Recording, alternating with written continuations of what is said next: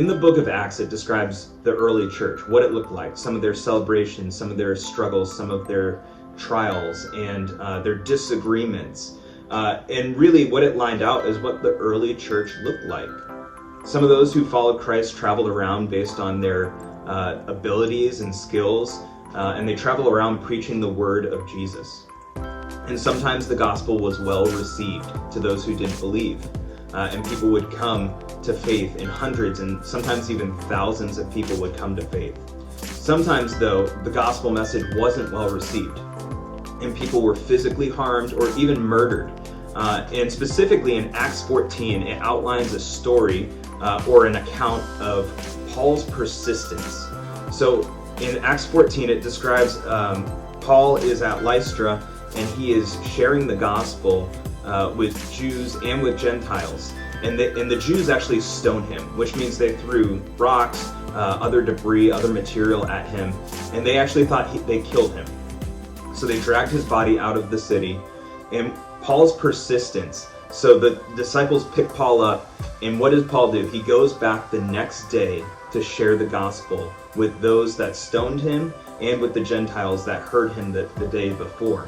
And in Acts 14, 26 through 27, I want to read this scripture for you. It says, this is Paul returning to Antioch to have fellowship with the believers. And from there they sailed to Antioch, where they had been commended to the grace of God for the work they had fulfilled.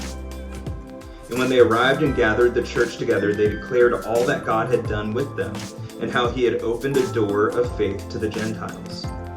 Now, Paul, I love it. And Paul's persistence here is no matter what, he was going to share the gospel with those who didn't believe.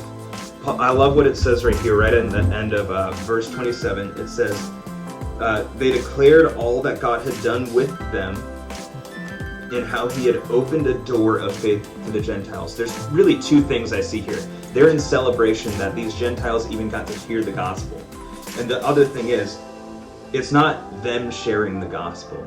It's God sharing the gospel through them, that God had opened a door for them to share the gospel to these Gentile non-believers. This really got me thinking about how these early believers, what they were willing to sacrifice.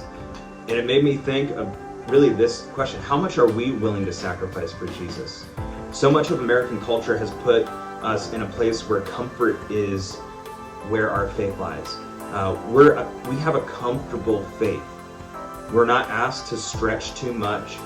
Sometimes you can get bullied at school or out in public, but you're free to believe what you want to believe here in the United States.